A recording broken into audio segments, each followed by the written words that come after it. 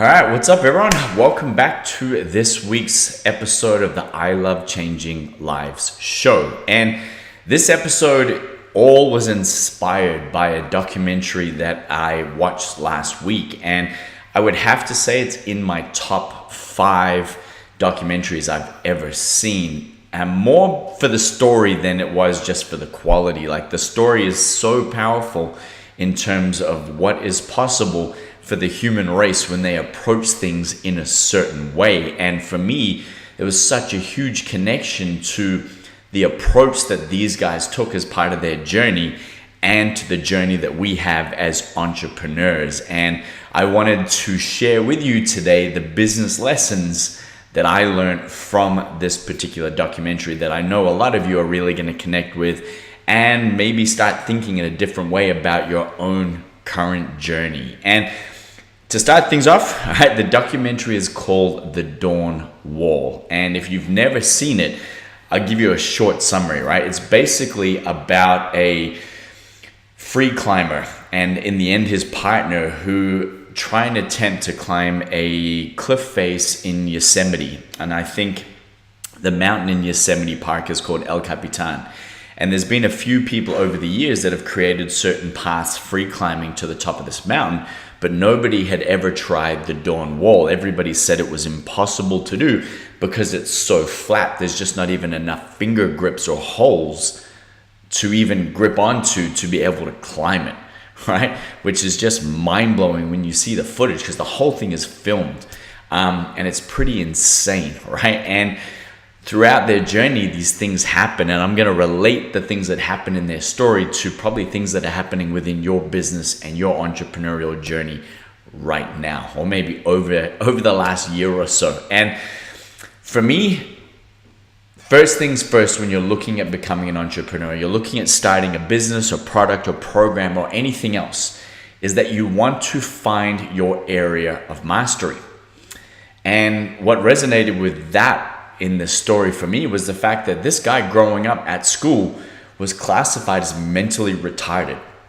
And one fact for a lot of you is if you're not aware of it, a lot of entrepreneurs actually get classified with learning disorders, right? ADD, which was me, slow learners, not able to keep up, learning disabilities, dyslexia is huge in high-level entrepreneurs and big thinkers.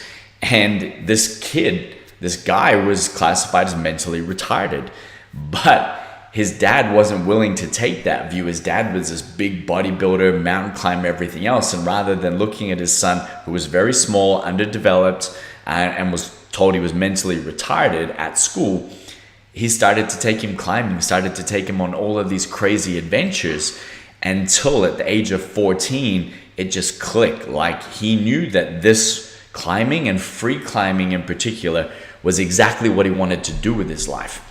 And I'm sure some of you in some way, shape, or form, whether it's helping people, whether it's creating certain things, whether it's designing, whether it's, all of these different areas of mastery that we can decide we want to own, whatever that is for you, own it, right? Decide what that key element is for you, that if you could do it every single day of your life, all right, then that would excite you, that would fulfill you. And I'll give you a quick analogy that I always love, is that Bruce Lee was never afraid of the guy that had 1,000 moves, right? Or 10,000 moves, right? He was afraid of the guy who'd done one move 10,000 times. All right? Hopefully you understand what I mean by that. It's finding that area of mastery and deciding to just go all in, to go as deep as you can within that zone of genius, within that thing that's just yours, or that you decide you want to make yours. All right. And in business, if you haven't done that yet, or if you're not clear on that yet, start thinking about what is your area of mastery, because you can have an area of mastery inside any niche, right? Like you can be in the fitness niche and your area of mastery is rehabilitation, or your area of mastery is fat loss, or your area of mastery is hormone rebalancing, or diabetic, rehabilitation, or, blood pressure, whatever it is, right? If it's in the design space, maybe you're a graphic designer and you specialize in banner ads, or you specialize in magazine cover art, or whatever it is, right? You can decide what your area of mastery is. When we try and have multiple areas of mastery, that's when we don't own anything. Right? We try and be the jack of all trades and we never own anything, and people don't ever identify us with being a master in anything. Okay? Next point here, right, is that the only opinion that matters is yours. So think about it in relation to this guy's journey, right? That he was told he was mentally retarded. He was told he was underdeveloped. He was told all of these things that he couldn't do. Right? He was told by everybody that the dawn wall could never be climbed, that it was impossible. All of these things happened throughout his journey, and he could have adopted those opinions and created his own beliefs around them. But instead, his dad, one, through practical application, tried to show him that he was possible, that more things were possible for him. But from his own perspective, he had to decide whether he was going to believe that what everybody else was saying, what everyone else's opinions were, that things were possible or weren't possible, that he was able to or he wasn't able to. And it's the same with a lot of you in business. Regardless of what stage in business you're at right now, maybe you're looking to transition and create a new product, a new program, and everybody's telling you can't do that, or you can't earn that, or people aren't going to connect with you because you've never done that before, whatever else, right? And maybe it's your current business as you're trying to grow it to a certain level, and people are saying that's not possible. You can't do that and work less hours. You can't do that without being the one person in your business who does it all, right? All of these different opinions that people like to place on others, most of the time because they're not willing to look at themselves, but that's a different conversation. My point here is that, are you allowing other people's opinions, other people's judgments, other people's beliefs to dictate what you do or don't do, or what you believe is possible and isn't possible? All right.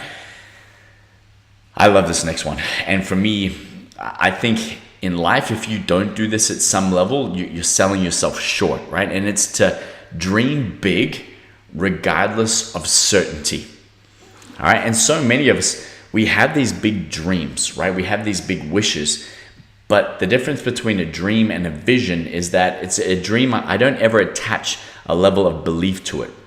It's just cool to think about. Whereas for me, a vision, right, is something that I know I'm going to achieve. I know that's what I'm going to work towards, and I'm going to do it even if I'm not certain how. So when I say dream big without certainty, for me, it's more about creating that vision rather than just the wish. All right. And if I can dream and piece together every element that I want that thing to be, or that life to be, or that product to be, or that program to be, or whatever it is. And if I can see that, even without the certainty in terms of the how I'm going to make it, and I work towards that every day, even without the certainty of am I getting closer or further away? Do I know all the steps it's going to take to get there or not? Right? Because think about it in relation to what this guy did. I mean, to climb something that every single professional climber in the world, every single one of them said it was impossible. Every other top free climber in the world had gone to Yosemite, to El Capitan, had done either a new route or the same route as everybody else. But no one ever even dreamt of going for the Dawn Wall except this guy, right? And the crazy thing is he did everybody else's route in something stupid, like something like 8 or 9 weeks. He did what everybody else had done in the entire history of El Capitan, that mountain. He did it all. He did all of their runs and created new runs in like a 9-week period, right? Which was just nuts. But the reason why he was able to do that comes back to my next point now, is that he had a single focus. All right, when he decided that for him, not only was climbing going to be his life, but doing things that somebody had never done before, finding routes that nobody had gone down before, taking on challenges that everybody said he couldn't do, right? He just adopted this single focus. And at periods of time in his life, his wife left him. He got divorced. She fell in love with somebody else. And that was the only love he had ever had in his entire life outside of climbing. Right? And yet, regardless of that, every single day he was there, he was on the mountain. And when we get to a couple of other points I'm going to share with you, it took him 6 years just to try and climb down, work out if they could climb this one little section, then come back a couple of weeks later or the next year and work out if they could piece together these two little sections of this dawn wall face that nobody had climbed before. But never once was he able to piece together the entire thing, all the way until the day he tried to climb it, right? And he ended up getting a training buddy to do it with him. And I'll explain how cool that was later. But the fact that he had this single focus and he couldn't see it all, he had no certainty around it. He started to put together different pieces that he could see, that he could try to make work, right? He could try and get to that point or to a certain point. But yet he still didn't know how he was going to put the whole thing together yet. But it didn't stop him for 6 years, right? Doing this, never climbing the entire thing, only climbing these little bits. And you think about that in your business, right? Like if you had a single focus and that single focus was to be the very best at what you did.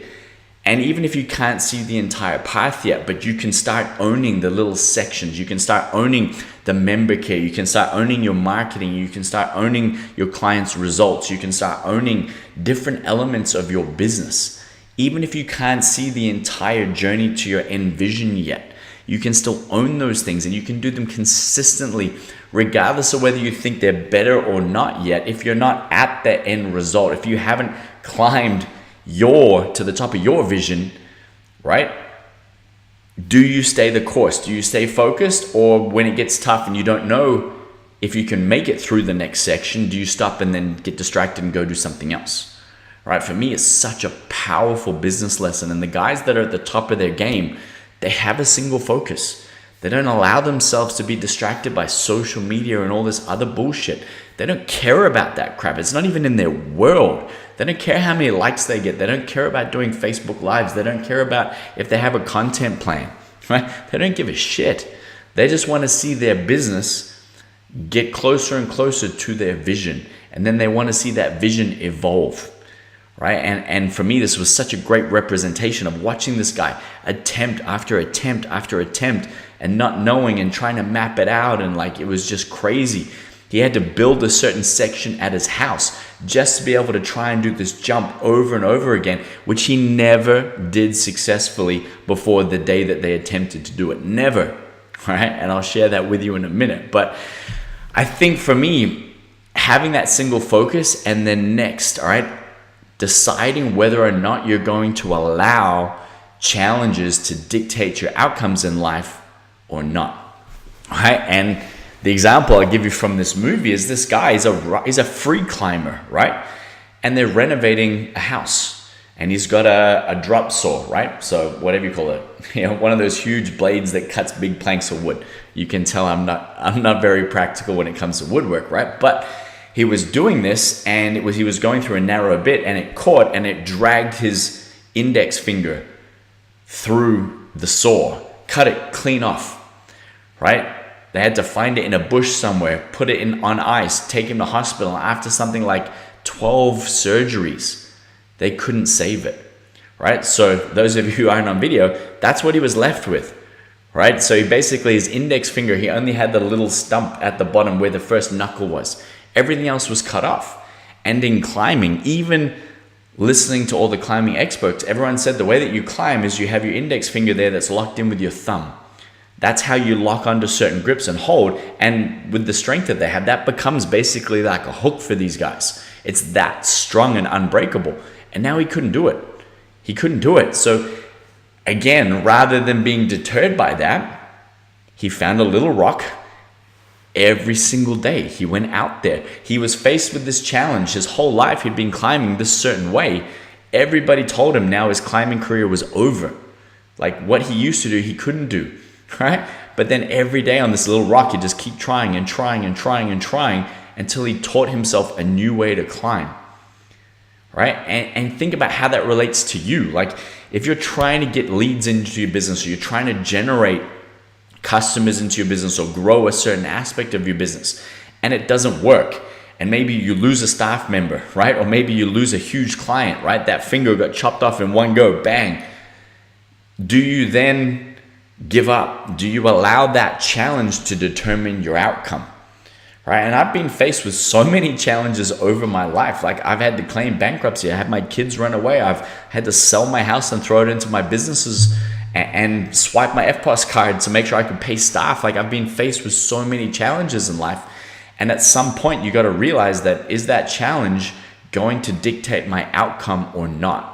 Or do I just take it as part of my journey, learn what I need to from it, and keep charging forward? Find a new way to climb, right? Adapt to the new environment and thrive within it. And for me, that's such a powerful business and life lesson. And to watch this guy over and over and over again. And when I shared with you before that he did everybody else's climb in like 9 weeks, that was after he'd lost his finger. All right. So not only did he lose a finger and everyone said he couldn't climb again, but he did what everybody else did in 9 weeks. Some of them he did 2 in 1 day. Like he started to set speed records for these things, and he was minus a finger, the most critical finger that you need to climb. Right. So again, it's why for me it's such a powerful business lesson, is to decide at what point do you allow what's happening to you or the challenges that you're facing to determine the results and the outcomes that you get, right? Or that you allow to either stop you or to drive you to keep moving forward. For me, these two are in line, but I love it. Like his dad, who was this larger than life character, right? With this scrawny little kid, he could have easily, why me, my son's not as good, and adopt everybody else's beliefs like we talked about earlier. But instead, he decided that one of the most powerful gifts I can give my kid, one of the most powerful things that every human being needs, is resilience, right? The ability to fall down and get back up, the ability to keep going despite what you're faced with, to keep trying despite the amount of failed attempts, the resilience to stay the course, even if it feels like no matter how many attempts you make, you can't quite get there. All right. And I think that's so powerful in every aspect of life and business, is in line with, again, allowing certain challenges to dictate your outcomes, having that single focus, but having the resilience to stay the course, to cut through everybody else's bullshit and opinions, to be on the brink sometimes of risking it all, right? Of falling and, having to start right back from the bottom again.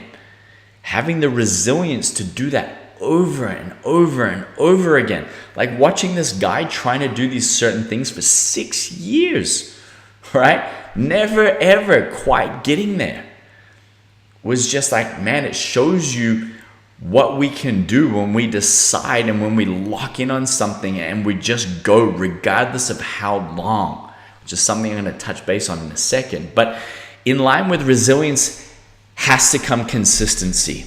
Because if I'm only resilient for a certain amount of time, if I'm only willing to push through a certain level of thing within my business, like let's say staff are a pain in the ass in your business right now, and you're resilient, you lose staff, you hire staff, you lose staff, you hire staff, people aren't doing what you need them to do. So you retrain, right? You're trying to get your team to be a highly focused and, powerful team.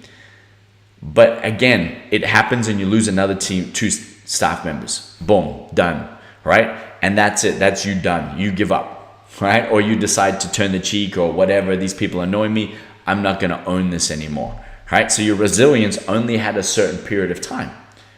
When you attach consistency to resilience, it's a unbeatable formula. You attach a single focus to resilience and consistency, and then you shut out the noise of everybody else's bullshit, nothing in this world will stop you from what you want. There is nothing that you cannot achieve if you can adopt those characteristics, those values, and that level of determination, right, to achieve what you want. For me, it's the most powerful formula that you can apply to any aspect of your life, right? Like the resilience to avoid eating shitty foods for a certain amount of time, right? Without the consistency of, do you know what? I'm not where I want to be yet. I haven't climbed to the top of my cliff face yet. So am I deciding that I'm only going to be resilient for this long, and then the holidays come up and you know what? My consistency goes out the window, and so does my resilience. Versus, you know what? It's going to be a trying time. Again, like there's certain parts of this climb that this guy had to do that literally he would do it for 2 months straight, every day, 2 to 4 hours a day. He would try and do one section and he couldn't do it. He couldn't get past it, right? Regardless of all of those attempts, he never made it. But it didn't stop him. It didn't stop him from turning up every single day. It didn't stop him from making the next attempt and the next attempt, right? And I think you've got to relay that back to where you are in your business, or what it is that you want in your life right now. Are you willing to go all in at that level? And if you're not, you just got to understand that your results represent that. And they always will. There'll always be a direct correlation between the two. I love this next one because it was such a cool part in the story, right? But there was one section in this climb, and it was the one I was telling you about before, where he made the 2 distances that he had to try and jump and literally grab on with the side of his fingers. Like he had to jump, I think it was like 10 foot across. So he was flat, right? He had this little foot grip for one heel, and he had to try and thrust himself, jump, and grab on with the side of his hand. So it was only a little curve on the side of the hill because everything else is so flat. And he never made it. And he got to the point where he just traversed over, which was a part of the mountain that everybody said was the biggest reason why you'd never be able to climb it. Because this whole entire section was so flat, there was no way to go up. So they had to traverse across, right? And it was only like 15 foot they had to traverse across. And then, the jump was 8 foot, right? And he never made it. But the night that he got across, he was looking at this jump and he attempted it once. He didn't make it, right? And when you free climb, if you don't make it, you got to go all the way back to the previous hook, right? You can't just start where you fall. You got to go back to wherever you hooked in last, and then it doesn't count as a free climb unless you start again, all right? So he went back to there, and rather than jumping, after 6 years of doing this, after 6 years of trying, thinking that that was the only direction, that was the only path he could see, suddenly he looks down. So he's on this massive cliff face. He looks down and he sees, hey, do you know what? There's quite a few jagged rocks below me. And one of the biggest things about free climbing is that you almost never climb down, right? You always climb up, because climbing down is really difficult, right? Because the way your grips work and your feet work and everything else. And in business, it's the same. Sometimes taking a step backwards is the one direction we're not willing to look at, right? So after attempting this thing for 6 years, he decided that instead of jumping 8 foot, right? Instead of taking the one jump to achieve the end result, he climbed down and came across, and it was like 22 feet it took him, and he found another path to get up to the other side. So rather than trying to do this 8 foot jump that he'd never been able to do, right? A lot of us being able to get to 100 grand a month is this big leap that sometimes we try and do it in one jump, or we try and go to the next level of our business in one jump. And we're not willing to go around the long way. We're not willing to go backwards to then go forward sometimes if the direction is clearer, if I'm able to find a path that's going to work better, that I know I can make. And he did it, right? So this one section that he'd never been able to jump, suddenly after 6 years of never seeing the path, he looked down, he found a path, he went 22 feet to end up 8 foot from where he was, right? Which like blew everybody's mind. His partner was like, what is this guy doing? Like, I can't believe he's doing it. But he knew after so many attempts that he either had to make the attempt or he wouldn't be able to go on to the next phase. And these guys weren't even halfway up the hill, up the face yet.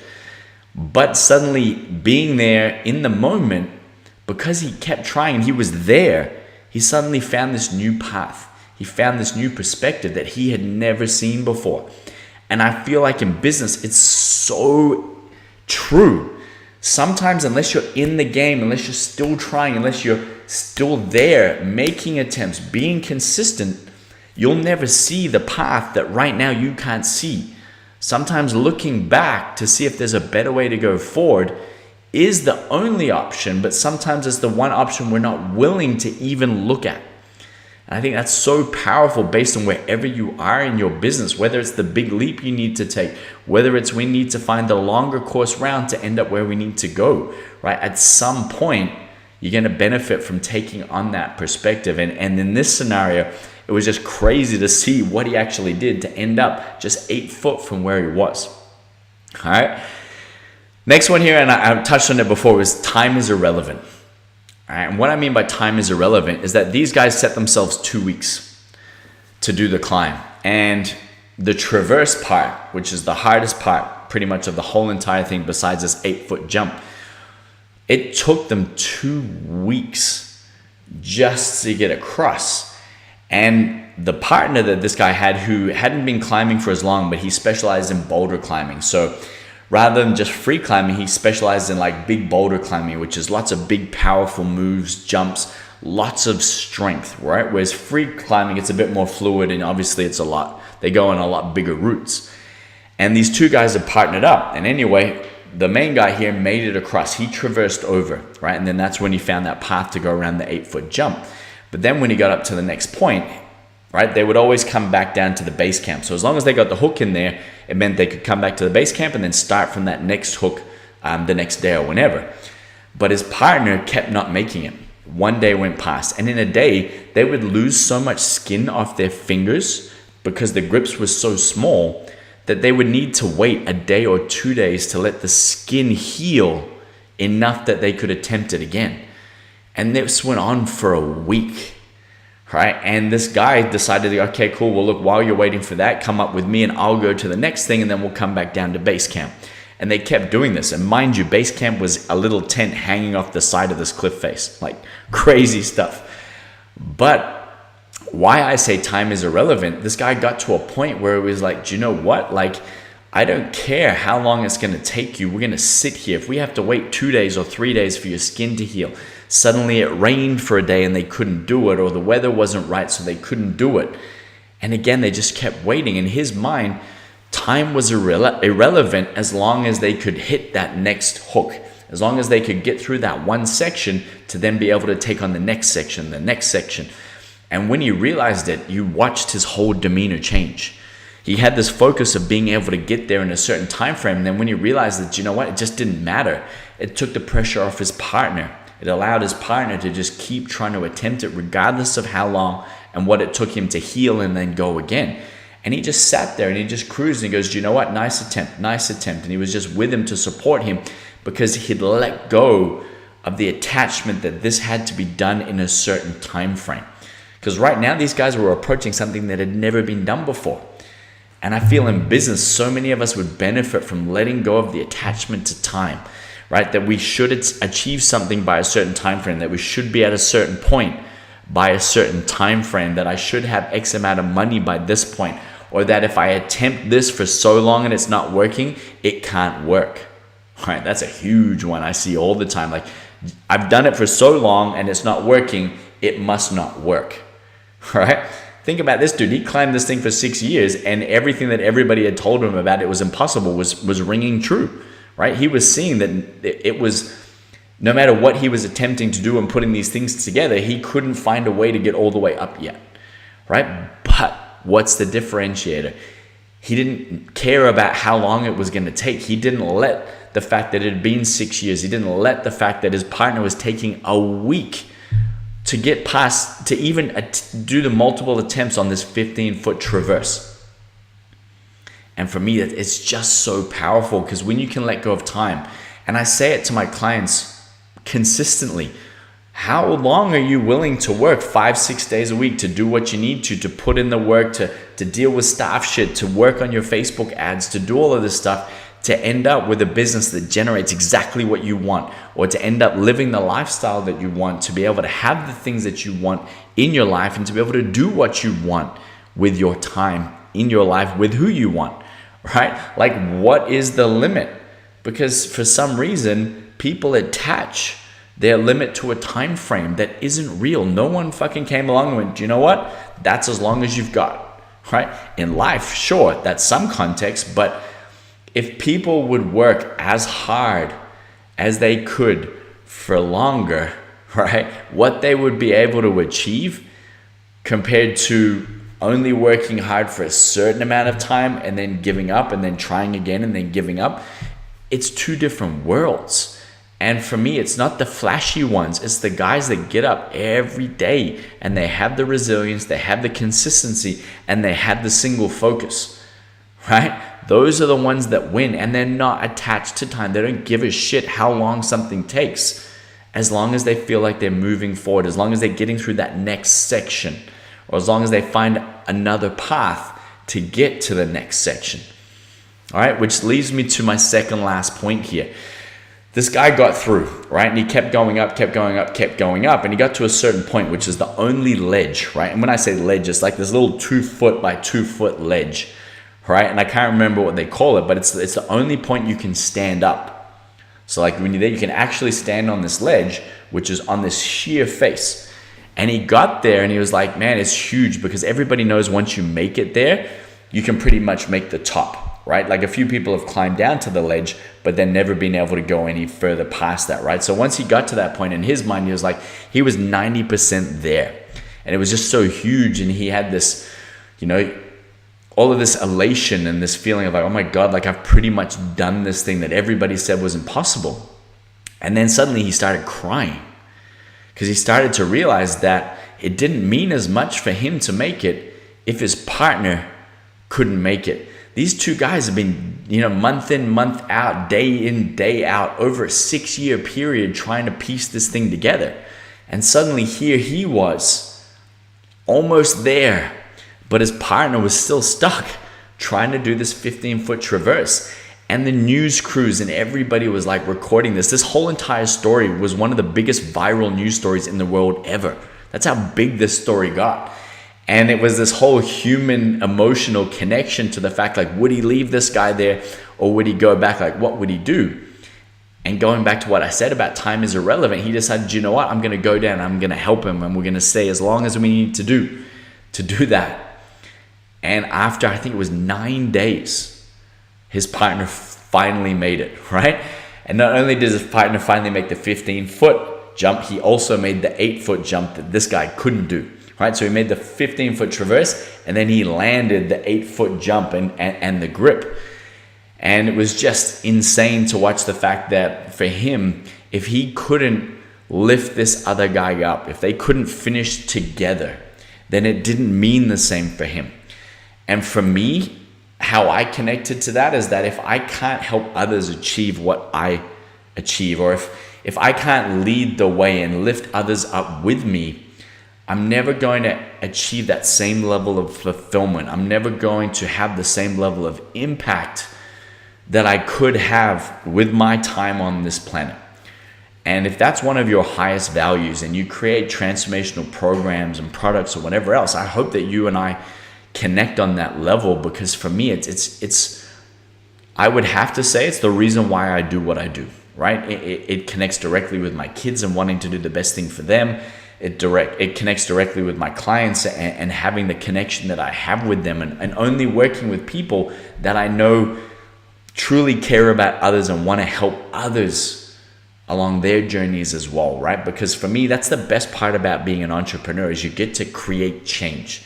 You get to have a sense of impact in somebody else's life, and then in the lives of the people that they are associated with. So you get that ripple effect all across the board.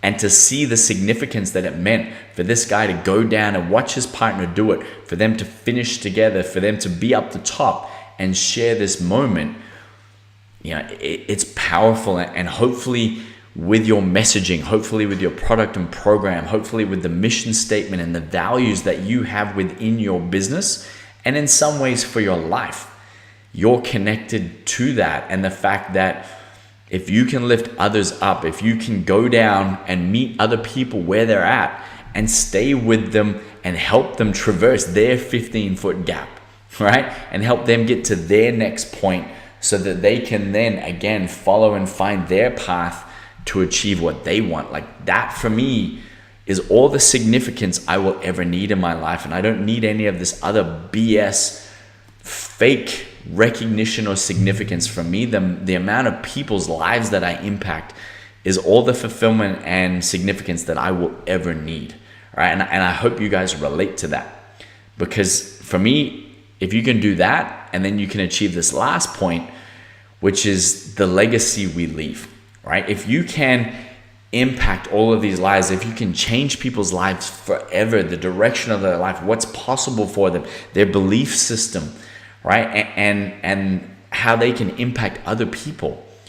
That's a lasting legacy that will never ever die. It will never go anywhere, right? And it's the same with what I try and do with my kids. If I can impact them and teach them certain lessons that help them live a certain life, that then allows them to help other people live a certain life, whether it's as an entrepreneur, whether it's in service, whether it's with their own children, right? For me, that's a legacy that I can leave behind. That's a legacy that will live on when I'm gone, right? And with this guy's story, they are still to this day the only people that have ever climbed that cliff face, right? No one else has still yet to attempt it, because in their mind, they're still attached to the belief system that they can't do it. They're still listening to everybody else's opinions. But I guarantee you that there will be somebody that looks at this guy's story and goes, you know what? I can do that. And whether they follow their path, whether they find another path, whether they spend 6 years trying to attempt it or not, it doesn't matter, because watching this guy do it and watching how he did it is going to leave a legacy for somebody else to realize that that's possible too, or anything's possible. And imagine being this guy's kid who was there watching him, I think at the age of 2, getting to the top of this mountain, being there and meeting his dad up the top, to see that, hey, do you know what? My dad did something that nobody else could do, right? That like news reporters and everybody were calling these guys when they were on the side of the mountain and just asking them why. Like why? And you know, to break it down to the simple fact, like I'm doing it because nobody said I could do it. I'm doing it because it's what I was born to do. It's my area of mastery, right? That he took on all the resilient characteristics that his dad, you know, impacted him with, I guess, throughout his younger years. And then the consistency to do this and the single focus to stay the course regardless, right? And then to find a new path and multiple paths along the way to do something and to go a direction that nobody else had gone before, to let go of time and to just be there with his single objective, that single 15-foot or that 8-foot gap on the next step, as being the only thing that he had to worry about. It didn't matter. Time wasn't even part of the thought process or context, right? And then to be able to lift his partner up to get to the top and to leave a legacy now that will go on forever. People will listen to that story. They'll tell the story. People like me get impacted and inspired by what this guy was able to achieve, and his entire journey to get there, right, is massive. So I hope, as always, that you guys got a lot from that episode. If you haven't watched that documentary, go watch it. I think Red Bull does it. I'll put a little picture of it with this episode, whether it's on Facebook or my podcast, or you're getting this on email. Definitely worthwhile checking that out. And if there's anything I can ever do to help you guys move your business forward, to create that vision, to work out the different stages and steps that you need to take to move forward, then, you know, message me on Facebook, send me an email at adam@adammckenzie.com. Head to my website and book a free call, right? It's just adammckenzie.net/free call, right? And let's jump on a call and let's look at where you're at right now and how do we start taking on the cliff face that you're looking to achieve, right? I'm going to own that analogy for a little while. But you guys have a fantastic week. I look forward to connecting with you next week. And whether you watch this on video and you checking out my very gray beard, or whether you're on podcast and you're listening to this while you're driving or running, I hope you've benefited a lot from it. And I look forward to connecting with you guys next week.